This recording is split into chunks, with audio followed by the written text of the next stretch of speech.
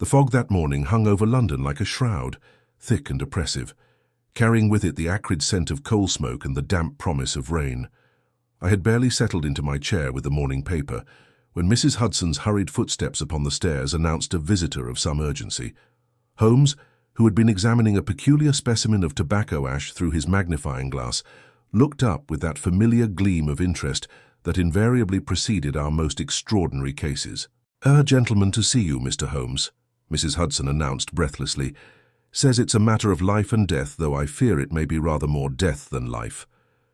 The man who entered our lodgings was clearly of gentle birth, though his usual composure had been shattered by whatever calamity had brought him to our door. He was perhaps 40 years of age, with the bearing of one accustomed to command, yet his hands trembled as he removed his hat, and his eyes held the haunted look of a man who had witnessed something beyond the bounds of natural explanation. "Mr. Holmes," he began, his voice barely steady, "I am Sir Reginald Wickham. I have come to you because my wife has been murdered, and the circumstances are so extraordinary that Scotland Yard refuses to believe my account." Holmes gestured to the chair opposite his own. "Pray sit down, Sir Reginald. Watson, would you be so kind as to pour our guest some brandy? I perceive that he has had a shock of considerable magnitude." Indeed, the man's pallor was alarming, and I hastened to provide the requested restorative. As Sir Reginald gratefully accepted the glass, Holmes leaned forward with that intense focus that I had witnessed countless times before. "Now then," Holmes said, his fingers steepled before him, "tell us exactly what has occurred, omitting no detail, however trivial it may seem." Sir Reginald drew a shuddering breath. "My wife, Eleanor, was found this morning in her greenhouse. She was murdered, Mr. Holmes, stabbed through the heart with a black rose." "A black rose?" I interjected, unable to contain my surprise. "But surely, Sir Reginald, black roses do not exist in nature." "That is precisely what makes this case so extraordinary," Holmes murmured, his grey eyes already beginning to shine with that familiar light of the chase. "Pray continue, Sir Reginald." "Eleanor was passionate about botany, Mr. Holmes. She had converted our entire conservatory into a research laboratory, where she conducted experiments with rare and exotic plants. She was particularly obsessed with the theoretical possibility of creating a truly black rose through selective breeding and chemical treatment. The scientific community, I'm afraid, considered her work rather eccentric. And yet, Holmes observed, someone appears to have succeeded where she failed, and used the result as a weapon. Most intriguing. What were the circumstances of the discovery?" Sir Reginald's hands clenched around his brandy glass. "This morning, when Eleanor failed to appear for breakfast, I went to look for her. The greenhouse was locked from the inside, Mr. Holmes. The only key was in Eleanor's pocket, and there was no other way in or out. The constable from the local station was baffled. He suggested that Eleanor might have taken her own life, but that's impossible. The rose was driven into her chest with such force that it penetrated completely through her body. No one could inflict such a wound upon themselves." Holmes rose and began his familiar pacing before the fireplace. "A locked room, an impossible weapon, and a victim who could not have inflicted the wound herself. Most stimulating. Tell me, Sir Reginald, who else had access to your estate?" "Well, there's my nephew, Thomas Ashford. He's been staying with us for the past month. Eleanor never much cared for him, I'm afraid. Then there's Dr. Pemberton, Eleanor's research assistant. He's been working with her for nearly 2 years on her botanical experiments. And of course the servants, though they were all accounted for at the time of the incident." "What time was that precisely?" "Eleanor was alive at 7 o'clock when she took her morning tea. She was found at 9:30. The greenhouse door was locked, and when we broke it down—" Sir Reginald shuddered. The sight was terrible, Mr. Holmes. Eleanor was seated at her workbench, slumped forward, with this ghastly black rose protruding from her chest. There was blood everywhere, and the most peculiar thing was that the rose itself seemed to be dying, its petals already beginning to wilt. Holmes paused in his pacing. "Dying, you say? How curious. And what of the other occupants of the house during this period?" "Thomas claimed to be in his room reading. Dr. Pemberton said he was in the library reviewing Eleanor's notes. Both say they heard nothing unusual. "I think, Watson," Holmes said, turning to me with decision, "we must examine the scene of this remarkable crime without delay. Sir Reginald, would you be so kind as to accompany us to your estate? I confess myself most eager to see this locked greenhouse and its impossible murder weapon." The journey to the Wickham estate in Hampstead took us through streets increasingly shrouded in the morning's persistent fog. Sir Reginald's carriage moved like a phantom through the grey world, and I found myself reflecting on the extraordinary nature of the case that had been presented to us. A locked-room murder was challenging enough, but one involving a weapon that should not exist in nature stretched the bounds of credibility. The Wickham estate, when we finally reached it, was the imposing Georgian mansion set in extensive grounds. The greenhouse stood apart from the main house, a magnificent structure of iron and glass that had clearly been designed with both beauty and scientific function in mind. Even in the grey morning light, it was evident that Lady Eleanor had spared no expense in creating her botanical paradise. Inspector Bradshaw of the local constabulary was waiting for us, his expression one of barely concealed exasperation. "Mr. Holmes," he said with evident relief, "I confess I'm at my wits' end with this business. I've seen plenty of murders in my time, but nothing quite like this." "Indeed," Holmes replied. "I imagine not. Might we examine the scene?" The greenhouse door stood open, having been forced by the constables that morning. As we entered, I was struck by the exotic beauty of the place. Rare orchids hung from the ceiling, their strange blooms creating an almost otherworldly atmosphere. The air was thick with humidity and the mingled scents of countless flowering plants. Lady Eleanor's body had been removed, but the position was marked, and the bloodstains on the workbench told their own grim story. Holmes immediately began his examination, his magnifying glass appearing as if by magic in his hand. "Observe, Watson," he said, pointing to the workbench. "The victim was seated here, working on something. Note the scattered papers, the overturned chemical bottles. There was clearly a struggle of some kind. I examined the papers, many of which were covered with botanical diagrams and chemical formulas. These appear to be notes on rose cultivation, Holmes. Look at this one. It's titled Synthesis of Melanin Pigments in Rosa Species. Fascinating. And what of this?" Holmes had discovered something beneath the workbench, a small glass vial, nearly empty, containing what appeared to be a dark, viscous liquid. Inspector Bradshaw frowned. "That wasn't here when we first examined the scene, Mr. Holmes. Are you certain it's significant?" "In my experience, Inspector, everything is significant until proven otherwise. This vial has been recently used. Observe the residue around the rim. Whatever it contained was applied to something, and recently." Holmes continued his examination, moving with the focused intensity of a hunting hound.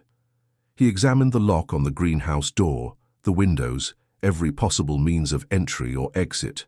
Finally, he turned his attention to the spot where Lady Eleanor had been found. The angle of the wound, as described by Sir Reginald, suggests that the weapon was thrust from above and behind. Yet the locked door and the absence of any other exit point create an impossible scenario. Holmes paused, his brow furrowed in concentration. Unless what, Holmes? Unless the murderer was already inside the greenhouse when Lady Eleanor entered this morning. But that would require either supernatural powers of concealment or... He trailed off, his attention suddenly focused on something high above us in the greenhouse's ornate ceiling. Following his gaze, I saw nothing but the intricate ironwork and glass panels that formed the roof of the structure. Yet Holmes was clearly onto something, for his expression had taken on that look of intense concentration that I had learned to recognize as the precursor to one of his brilliant deductions. "Sir Reginald," Holmes said suddenly, "I must ask you to assemble everyone who was present in the house this morning. I have questions for each of them, and I suspect that one of them holds the key to this impossible murder." As we prepared to leave the greenhouse, Holmes paused at the workbench once more. "Watson, observe this carefully. The black rose that killed Lady Eleanor. Where is it now?" I looked around, suddenly realizing that in all our examination of the scene, we had not encountered the murder weapon itself. "I assumed the police had taken it as evidence." Inspector Bradshaw shook his head. "That's just it, Mr. Holmes. When we found the body, there was no black rose. There was a great deal of blood, and the wound was consistent with stabbing, but the weapon itself had vanished entirely. Holmes's eyes gleamed with that familiar fire. Then we are dealing with a murder weapon that not only should not exist, but which has the additional property of disappearing entirely after fulfilling its deadly purpose. Most remarkable, Watson. Most remarkable indeed. As we left the greenhouse, I caught sight of a figure watching us from one of the upper windows of the main house. The face disappeared quickly, but not before I had noted the expression of what appeared to be profound fear. Someone in that house knew more about Lady Eleanor's death than they were willing to reveal, and I suspected that before this case was concluded, we would uncover secrets that went far beyond the mystery of the impossible Black Rose. The fog was beginning to lift as we walked back toward the house, but I felt as though we were entering into a mystery far more impenetrable than any London fog. The game, as Holmes would say, was afoot. The drawing room of the Wickham estate possessed all the refined elegance one might expect of a family of considerable means and social standing. Persian rugs covered polished oak floors, and the walls were lined with portraits of stern-faced ancestors who seemed to regard our small gathering with disapproval. Yet beneath the veneer of respectability, I sensed an undercurrent of tension that spoke of secrets long buried and now threatening to surface. Holmes had arranged the interview subjects with his usual precision. Sir Reginald sat near the fire, his face drawn with grief and exhaustion. Beside him, in a chair that seemed too large for his slight frame, sat Thomas Ashford, the nephew whose presence in the house had apparently been a source of discord with the deceased. Dr. Pemberton, Lady Eleanor's research assistant, occupied a position near the window, his nervous energy evident in the way his fingers drummed incessantly against his knee. "Gentlemen," Holmes began, his voice carrying that authority which invariably commanded attention, "we are gathered here because one of you knows more about Lady Eleanor's death than has yet been revealed. I propose to discover the truth through careful examination of the facts, and I warn you that deception will only serve to complicate matters unnecessarily." Thomas Ashford shifted uncomfortably in his chair. He was a man of perhaps 30 years, with the pale complexion and soft features that spoke of a life spent largely indoors. "I've told you everything I know, Mr. Holmes. I was in my room all morning reading. I heard nothing unusual until the commotion when Eleanor was found." "What were you reading, Mr. Ashford?" "A botanical treatise, actually. Eleanor had lent it to me some days ago. The Principles of Hybrid Cultivation by Professor Mortimer. I found it quite fascinating, though I must confess much of it was beyond my understanding." Holmes's eyebrows rose slightly. "Indeed? And what prompted this sudden interest in botany?" A flush crept up Ashford's neck. "Eleanor had been... well, she had been trying to interest me in her work. She felt that I should understand something of the family's scientific legacy." "Family legacy?" Holmes inquired with deceptive casualness. Sir Reginald stirred uncomfortably. Eleanor's father was Sir Marcus Blackwood, the renowned botanist. He was knighted for his work in developing new agricultural techniques. Eleanor inherited his passion for plant science, though she took it in rather more exotic directions. "Ah, yes," Holmes murmured. "Sir Marcus Blackwood. I recall reading of his work on plant pigmentation some years ago. Did he not claim to have achieved remarkable results in altering the natural coloration of various species?" Dr. Pemberton spoke for the first time, his voice tight with emotion. "Sir Marcus was a brilliant man, Mr. Holmes, but his later work was controversial. He became obsessed with the idea of creating plants that defied natural law. Lady Eleanor inherited both his brilliance and his obsession." "And what precisely was the nature of this obsession?" "The creation of impossible flowers," Dr. Pemberton replied. "Roses that were truly black, orchids that glowed in the dark, lilies that changed color with the seasons. Sir Marcus believed that with sufficient understanding of plant chemistry, any impossible thing could be made possible." Holmes leaned forward intently. "And did he succeed?" "There were rumors," Sir Reginald said reluctantly. "Stories of late-night experiments, of flowers that seemed to violate the laws of nature. But Sir Marcus died before he could publish his findings, and most of his final research was destroyed in a fire that consumed his laboratory." "Most? But not all?" Dr. Pemberton's face had grown pale. Lady Eleanor possessed certain inherited materials. Notes, chemical formulas, preserved specimens. She had been working for years to decode her father's final experiments. And had she succeeded? The silence that followed was telling. Thomas Ashford was staring at his hands, while Dr. Pemberton seemed to be struggling with some internal conflict. Finally, Sir Reginald spoke. Eleanor claimed to have achieved a breakthrough several weeks ago. She had been working with a particular chemical compound, something her father had developed but never perfected.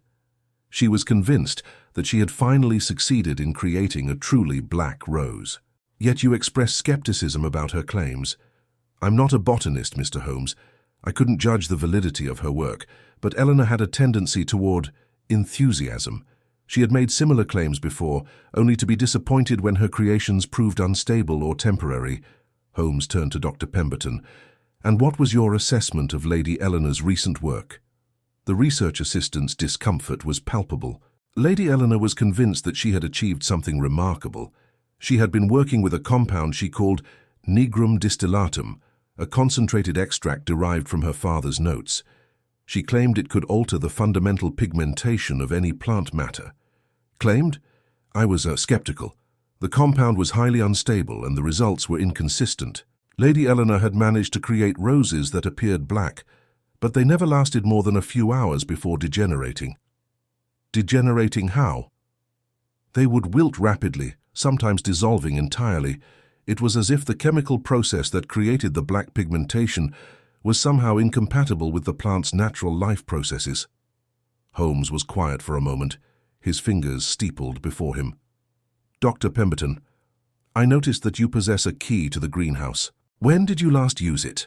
The question seemed to catch the man off guard. Yesterday evening. Lady Eleanor had asked me to check on some experimental cultures before retiring. I locked the greenhouse myself and returned the key to her. And you're certain the greenhouse was secure when you left? Absolutely. Lady Eleanor was very particular about security. She feared that competitors might attempt to steal her research. Holmes turned to Thomas Ashford. And you, Mr.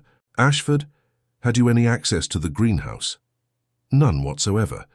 Eleanor made it quite clear that I was not welcome in her laboratory. She considered me something of a dilettante, I'm afraid. Yet you were reading a botanical treatise this morning.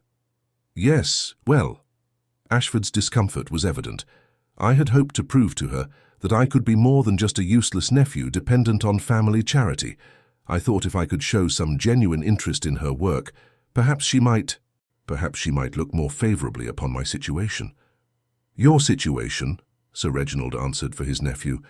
Thomas has been staying with us because of certain financial difficulties. Eleanor felt that he should make some effort to contribute to the family's scientific endeavours, rather than simply existing as a burden. The bitterness in Thomas's expression was unmistakable. Eleanor made her feelings about my presence quite clear, Mr. Holmes. She considered me a wastrel and a disappointment to the family name. Yet you remained in the house despite this hostility? I had little choice. My creditors were becoming rather insistent, and Eleanor had made it clear that any financial assistance would be contingent upon my demonstrating some worthwhile purpose. Holmes rose and began his familiar pacing. Most illuminating. Now, gentlemen, I must ask you to consider carefully what you witnessed this morning. Dr. Pemberton, you claim to have been in the library reviewing Lady Eleanor's notes. What time did you arrive there? Shortly after breakfast, perhaps 8 o'clock. I was working on transcribing some of her father's formulas when I heard the commotion. And, Mr. Ashford, you were in your room reading. At what time did you begin? I went upstairs immediately after breakfast. I was quite engrossed in the treatise until the shouting began. Holmes paused in his pacing. Sir Reginald, when you discovered that Lady Eleanor had not appeared for breakfast, what prompted you to check the greenhouse specifically? Eleanor was very regular in her habits, Mr. Holmes. She always took her morning tea at 7 and joined me for breakfast at 8. When she failed to appear, I knew she must be in her laboratory. It was the only place she ever went so early in the morning. And the greenhouse was locked when you arrived? Yes, and there was no answer when I knocked. I called for help, and Thomas and Dr. Pemberton assisted me in forcing the door. Both of them? Yes, they had both come to see what was wrong when they heard me calling for Eleanor. Holmes stopped pacing and fixed each man with his penetrating gaze. Gentlemen, I put it to you that someone in this room is not being entirely truthful. The evidence suggests that Lady Eleanor was killed by someone who had intimate knowledge of her work and access to her laboratory. The murder weapon, this impossible black rose, speaks of scientific knowledge and careful preparation. Dr. Pemberton's face had grown ashen. Mr. Holmes, I assure you that I would never have harmed Lady Eleanor. Yes, we had our disagreements about her methods, but she was a brilliant woman and I respected her work immensely. Yet you admitted to being skeptical of her recent claims. Scientific skepticism is not the same as murderous intent. Indeed not. But what if your skepticism was misplaced?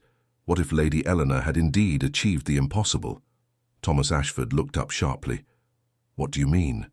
Holmes's expression was grim. I mean that the murder weapon was not theoretical, Mr. Ashford. Someone created a black rose stable enough to serve as a weapon, and that someone used it to kill Lady Eleanor. The question is, who possessed both the knowledge and the motive? Before anyone could respond, there was a commotion from the hallway. Mrs. Hartwell, the housekeeper, appeared in the doorway, her face pale with distress. Begging your pardon, Sir Reginald, but there's been another discovery. In Lady Eleanor's private study, we found something terrible. Holmes was on his feet instantly. What kind of discovery, Mrs. Hartwell? Papers, sir, hidden in a secret compartment in her desk. They appear to be threatening letters. The silence that followed was profound. Finally, Holmes spoke. Show us these letters immediately. Watson, I believe we may be about to uncover the true motive for Lady Eleanor's murder. As we followed Mrs. Hartwell toward Lady Eleanor's study, I noticed that Thomas Ashford had grown remarkably pale, while Dr. Pemberton's hands were trembling visibly. One of them, I was now certain, was our killer. But which one and why remained to be discovered. The study was a mirror of the greenhouse in its organized chaos. Books on botany lined the shelves, and the desk was covered with papers and experimental notes. Mrs. Hartwell led us to a small panel in the desk's side that had been cleverly concealed. I found it when I was cleaning, sir. The panel was slightly ajar, and when I opened it, the compartment contained a bundle of letters tied with black ribbon. Holmes examined them carefully before reading aloud from the topmost one. Your unnatural experiments must cease. What you seek to create was never meant to exist. Cease your work or face the consequences. The Black Rose Society will not allow nature to be perverted by your unholy science. Holmes looked up, his eyes blazing with triumph. Gentlemen, we have found our motive. Lady Eleanor was not killed by a jealous colleague or a greedy relative. She was murdered by someone who believed her work was an abomination that must be stopped at any cost. Dr. Pemberton's face was now deathly white. Mr. Holmes, I must tell you something. Something I should have mentioned before.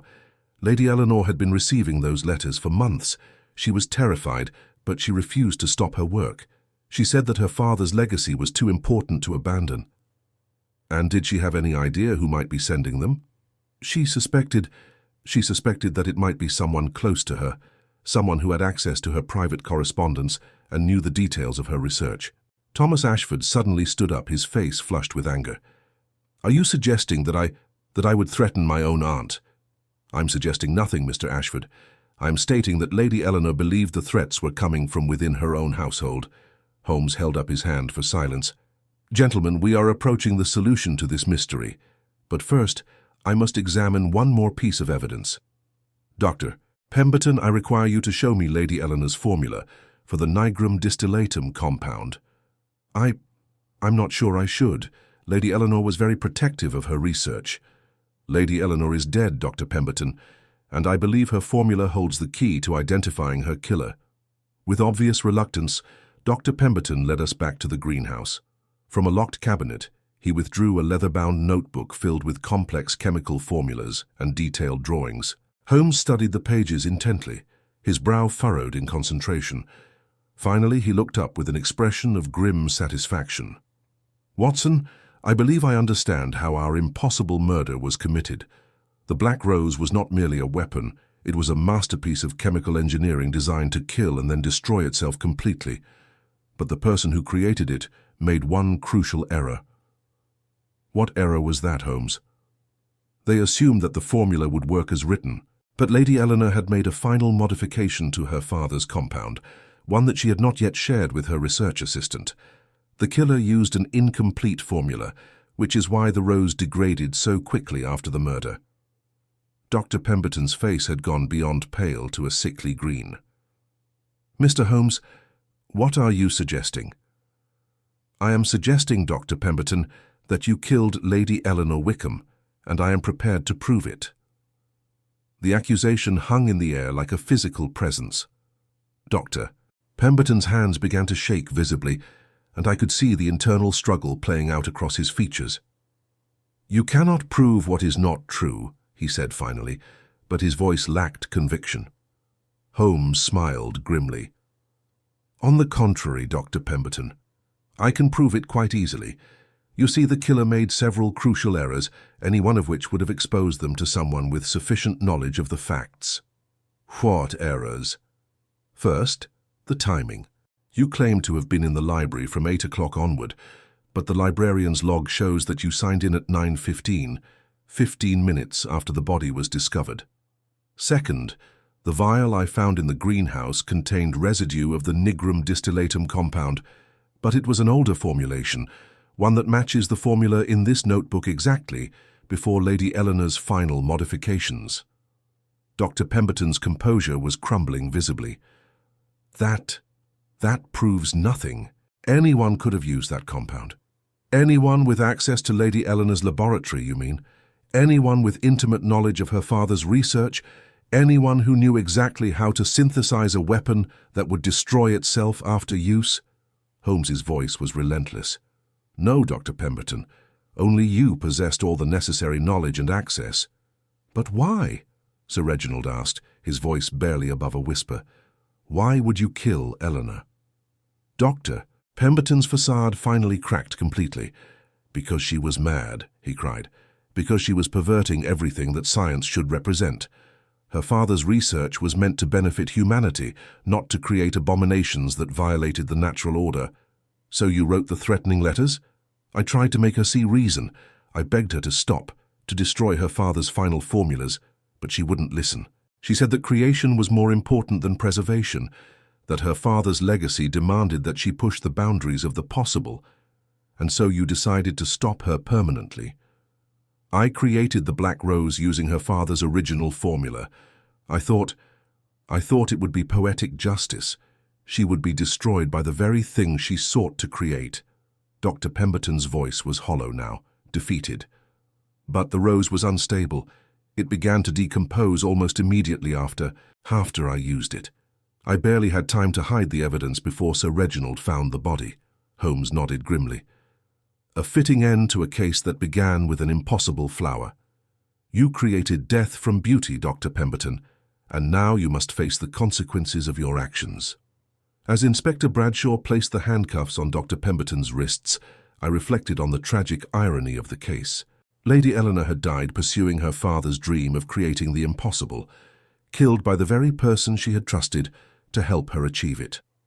The Black Rose had existed, briefly and lethally, but like all unnatural things, it had carried within itself the seeds of its own destruction. The mystery of the Black Rose was solved, but I sensed that Holmes was not yet satisfied. There was something in his expression, a thoughtful intensity that suggested he had discovered more than just the identity of the killer. As we prepared to leave the Wickham estate, I wondered what final revelation awaited us in the conclusion of this most extraordinary case. The hansom cab carrying Dr. Pemberton to Scotland Yard had disappeared into the London fog, but Holmes showed no inclination to follow. Instead, he stood in the conservatory of the Wickham estate, his keen eyes fixed upon the leather-bound notebook that contained Sir Marcus Blackwood's final formulas. "Watson," he said quietly, "I fear this case is not yet concluded. Dr. Pemberton's confession, while satisfying in its immediate resolution, has raised questions that demand answers." Sir Reginald, who had been sitting in stunned silence since his wife's research assistant had been led away in chains, looked up with haunted eyes. "What more could there be, Mr. Holmes? The man confessed to Eleanor's murder. Surely that is an end to it." On the contrary, Sir Reginald, Dr. Pemberton's confession explains how Lady Eleanor died, but it fails to explain why she had to die. The threatening letters, the Black Rose Society, these suggest a conspiracy far broader than the actions of a single deranged assistant. Thomas Ashford, who had remained notably quiet throughout the arrest, shifted uncomfortably. Surely those letters were merely Dr. Pemberton's attempt to frighten Eleanor into abandoning her research. Holmes turned to him with that piercing gaze that had unnerved countless criminals. Were they, Mr. Ashford? Then perhaps you can explain why this particular letter bears a postmark from Edinburgh, dated 3 days ago, long after Dr. Pemberton claims to have abandoned his campaign of intimidation. The letter Holmes withdrew from the bundle was written in a different hand entirely, its tone more urgent and desperate than the others. "Time grows short," Holmes read aloud. "The ceremony approaches, and the black rose must bloom at last. Your father's work cannot remain hidden forever.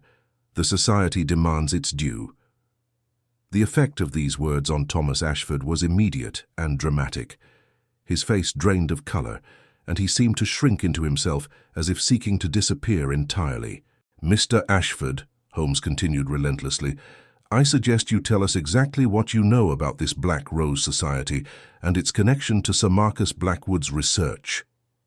I don't know what you mean," Ashford stammered, but his voice lacked all conviction. "Come now, Mr. Ashford. Your reaction to that letter makes it clear that you recognize its significance.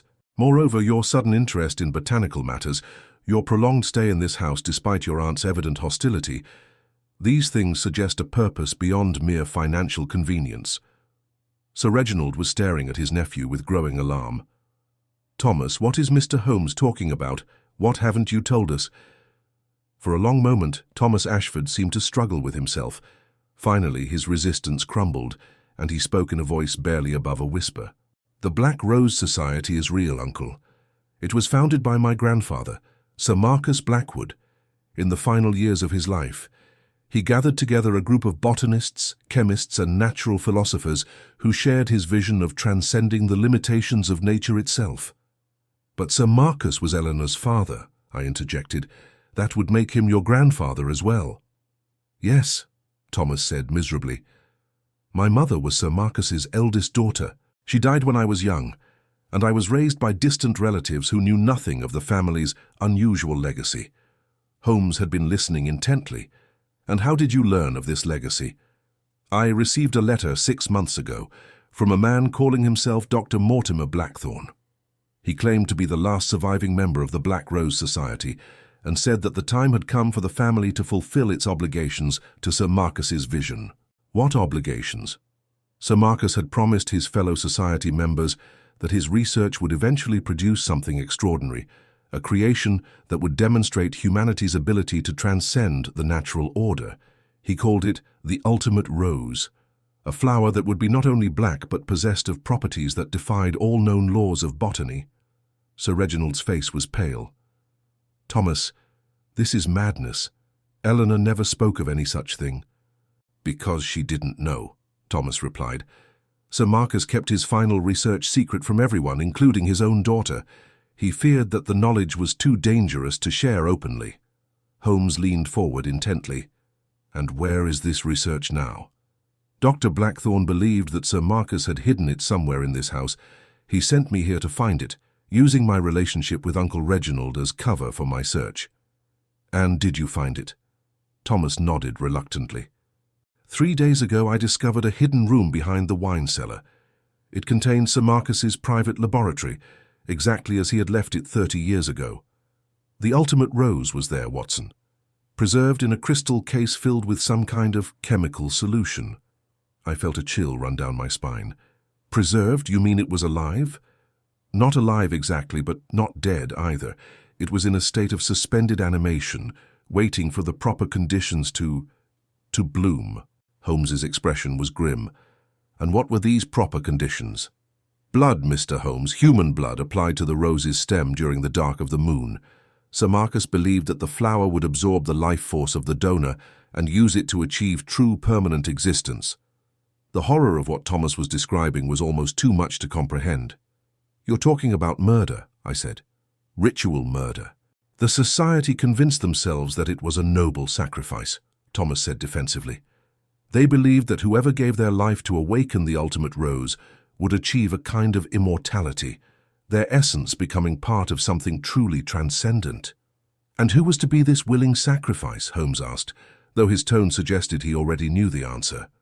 Eleanor, Thomas whispered. Dr. Blackthorne said that Sir Marcus had always intended for one of his descendants to complete the work. Eleanor was the obvious choice. She was brilliant, passionate about botany, and she had already demonstrated that she could work with her father's formulas. But she was unwilling. She refused to even consider it. When I finally revealed the truth to her 3 weeks ago, she was appalled.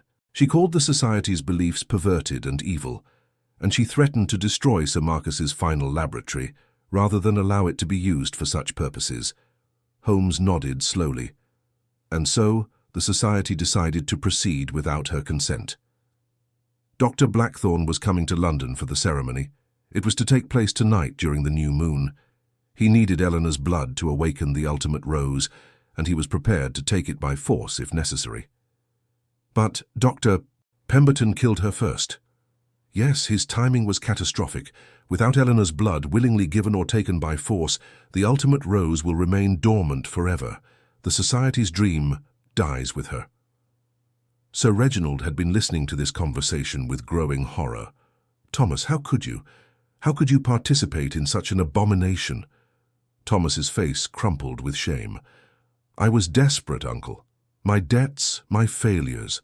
Dr. Blackthorne promised me that if I helped locate the ultimate rose, the Society would reward me beyond my wildest dreams. He said that Sir Marcus had left provisions for his descendants, that there was a fortune hidden with his final research. And was there? Holmes inquired. No. Only the laboratory, the preserved rose and a journal detailing the ritual required to awaken it. Sir Marcus had become completely obsessed with his vision of transcending nature. His final entries were the writings of a madman. Holmes was quiet for a long moment, his fingers steepled before him in thought. Mr. Ashford, this Dr. Blackthorne, when did you last communicate with him? Yesterday. He sent word that he would arrive in London this evening, and that the ceremony would proceed as planned. When I tried to tell him about Eleanor's death, he became enraged. He said that the Society's work was too important to be thwarted by the premature actions of a deranged assistant. And where is he now? I don't know. He was to send word when he arrived, but I've heard nothing since Eleanor's death was discovered. Holmes rose abruptly. Watson, I fear we must act quickly. If this Dr. Blackthorne is as fanatical as Mr. Ashford suggests, he may attempt to complete the ritual using another victim. But surely Eleanor's death makes the ceremony impossible, I protested. Not if Sir Marcus's research was as thorough as it appears to be. The journal may contain alternative methods, or Blackthorne may believe that any blood will suffice if applied with sufficient ritual precision. Sir Reginald stood as well, his face set with determination. Mr. Holmes, I insist on accompanying you. This madness began with my family, and I mean to see it ended. Very well, Mr. Ashford, you will guide us to your grandfather's hidden laboratory. It is time to confront the legacy of Sir Marcus Blackwood once and for all. The wine cellar of the Wickham estate was a maze of stone corridors and dusty bottles, the air thick with the musty scent of age and dampness. Thomas led us through the labyrinth with obvious reluctance, his hands trembling as he manipulated a series of hidden mechanisms that revealed the entrance to Sir Marcus's secret laboratory. The chamber that lay beyond was like something from a Gothic nightmare. Ancient chemical apparatus lined the walls, their glass vessels stained with the residue of long-forgotten experiments. Bizarre botanical specimens floated in preservative solutions, their form so altered by chemical treatment that they bore little resemblance to any natural flower. But it was the centerpiece of the laboratory that drew our horrified attention. On a pedestal in the center of the room stood a crystal case containing what could only be the ultimate rose. The flower was unlike anything I had ever seen. Its petals were not merely black, but seemed to absorb light itself, creating an effect that was both beautiful and deeply unsettling. Around the base of the case, strange symbols had been carved into the stone, and the air itself seemed to vibrate with an almost palpable sense of wrongness. Holmes examined the rose with professional detachment, though I could see the disgust in his eyes. "Remarkable," he murmured. "Sir Marcus appears to have achieved something that goes beyond mere botanical manipulation. This flower seems to exist in a state that challenges our understanding of life and death itself." "It's an abomination," Sir Reginald said flatly. "Whatever my father-in-law created here, it was never meant to exist." "Yet it does exist," Holmes replied. "The question now is what Dr. Blackthorne intends to do with it." As if summoned by the mention of his name, a voice spoke from the shadows at the far end of the laboratory. "He intends to complete the work that Sir Marcus began, Mr. Holmes. The Society's vision will not be denied." The man who emerged from the darkness was tall and gaunt, with the pale complexion of one who spent little time in daylight. His eyes burned with fanatical fervor, and in his hand he carried an ornate dagger that gleamed with an oily, unnatural light. "Dr. Blackthorne, I presume," Holmes said calmly. "I trust you have been listening to our conversation." "Indeed. Young Ashford's weakness is regrettable but ultimately irrelevant. The ultimate rose will bloom tonight, as Sir Marcus intended." "But Lady Eleanor is dead," I pointed out. "The ritual cannot proceed without her blood." Blackthorne's smile was chilling. "Sir Marcus was thorough in his preparations, Dr. Watson. The journal contains provisions for alternative sources of the required essence. Any member of the bloodline will suffice." His gaze fixed on Sir Reginald with predatory intensity. "You married into the Blackwood line, Sir Reginald. By the laws of the Society, your blood carries the necessary connection to complete the ritual." "You're mad," Sir Reginald said, but I could hear the fear in his voice. "Am I? Look around you, Sir Reginald. Look at what your father-in-law achieved through the application of vision and will. The ultimate rose exists because Sir Marcus refused to accept the limitations that lesser men call natural law. Tonight, that vision will be fully realized." Holmes had been studying the ritual circle around the rose's case. "Dr. Blackthorne, I confess myself curious about the precise nature of Sir Marcus's achievement. How exactly does one create a flower that defies the basic principles of botany? Through the application of forces that mundane science refuses to acknowledge," Blackthorne replied. "Sir Marcus discovered that the boundary between life and death is far more permeable than most realize. The ultimate rose exists in a state of perpetual potential, waiting for the proper catalyst to achieve full manifestation. And that catalyst is human blood. Not merely blood, Mr. Holmes. Life force itself. The rose will absorb the essence of the donor and use it to transcend the limitations of ordinary existence. It will become something truly immortal, a living symbol of humanity's ability to reshape reality itself, at the cost of a human life. A small price for such a magnificent achievement. Sir Marcus understood that true progress requires sacrifice." Holmes's expression was grim. "I think not, Dr. Blackthorne. The only sacrifice here will be the destruction of this abomination and the ending of the Society's twisted vision." "You cannot stop what has already begun," Blackthorne snarled. "The ritual circle is complete. The proper time has arrived, and I have the means to provide the necessary catalyst." He raised the dagger, its blade now glowing with that same unnatural light I had observed in the ultimate rose. But before he could strike, Holmes acted with the lightning speed that had served him so well in countless dangerous situations. A weighted cane, seemingly produced from nowhere, struck Blackthorne's wrist with precise force. The dagger went flying, its blade shattering against the stone wall like brittle glass. Blackthorne himself staggered backward, clutching his injured hand. "The blade was treated with the same compound that preserves the rose," Holmes observed. "Most ingenious but ultimately fragile when exposed to sudden impact." "You have no idea what you're interfering with," Blackthorne gasped. "The Society's work spans generations. Others will come to complete what I have begun." "Perhaps," Holmes replied, "but they will find their task considerably more difficult." He had moved to the crystal case containing the ultimate rose. Before anyone could stop him, he raised his cane and brought it down with tremendous force upon the preservative container. The effect was immediate and catastrophic. The crystal shattered, releasing a cloud of chemical vapor that filled the laboratory with acrid smoke. The ultimate rose, exposed to ordinary air for the first time in 30 years, began to change. Its light-absorbing petals started to curl and darken. and within moments the entire flower was crumbling to dust. "No!"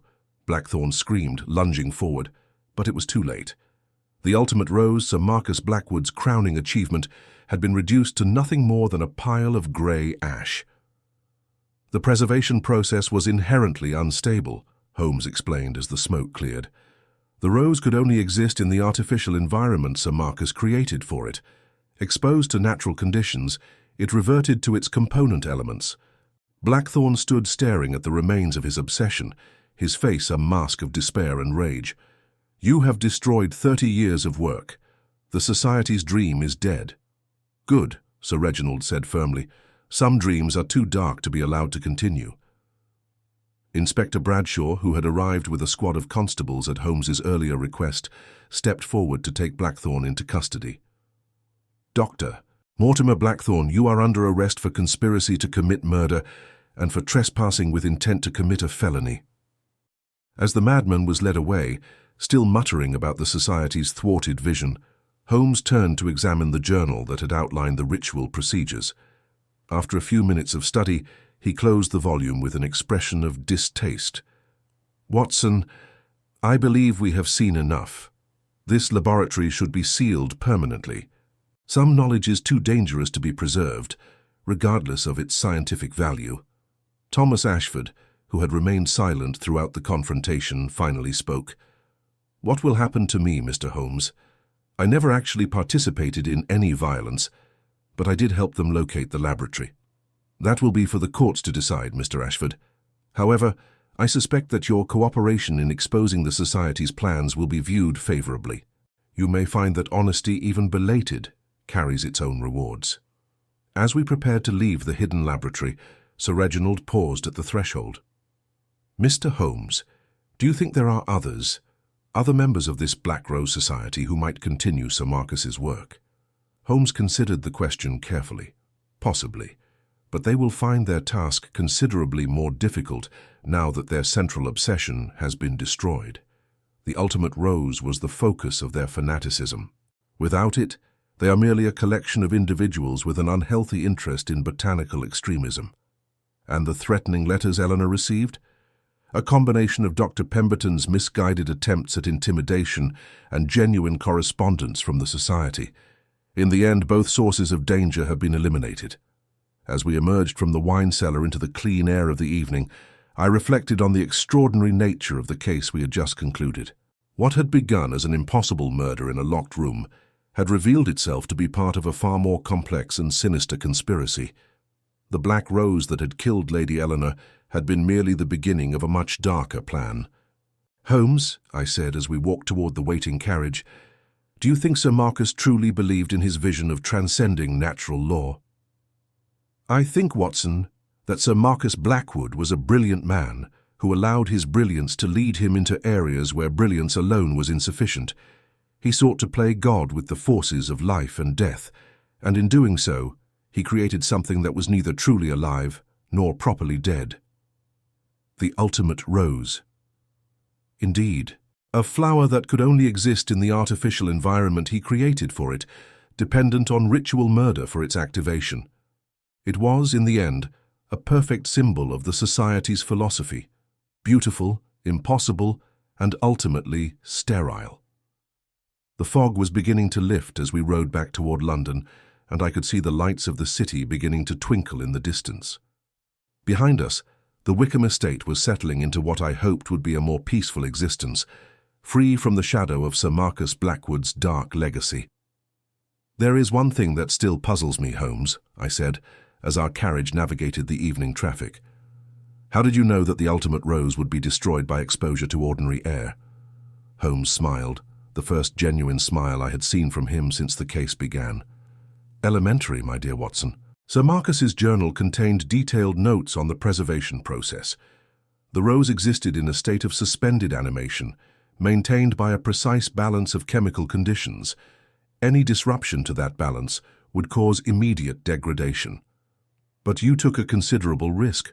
What if you had been wrong? Then we would have faced a considerably more difficult challenge. But sometimes, Watson, the greatest risk lies in doing nothing at all." As we returned to our lodgings in Baker Street, I found myself thinking about the tragic figure of Lady Eleanor Wickham. She had died pursuing her father's dream of botanical transcendence, killed by the very assistant she had trusted to help her achieve it. In the end, her death had served to prevent an even greater tragedy, the completion of a ritual that would have claimed additional lives in service of a twisted vision. The mystery of the Black Rose was finally solved, but it had revealed truths about the darker aspects of human obsession that would linger in my memory long after the case files had been closed. Some flowers, I reflected, were never meant to bloom.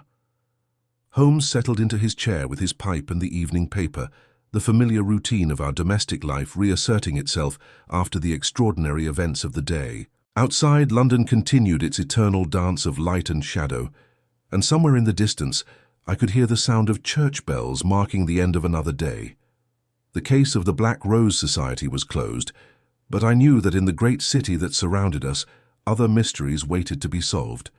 Such is the burden and the privilege of those who seek to illuminate the darkness that lurks in the hearts of men. The game, as Holmes would say, was always afoot.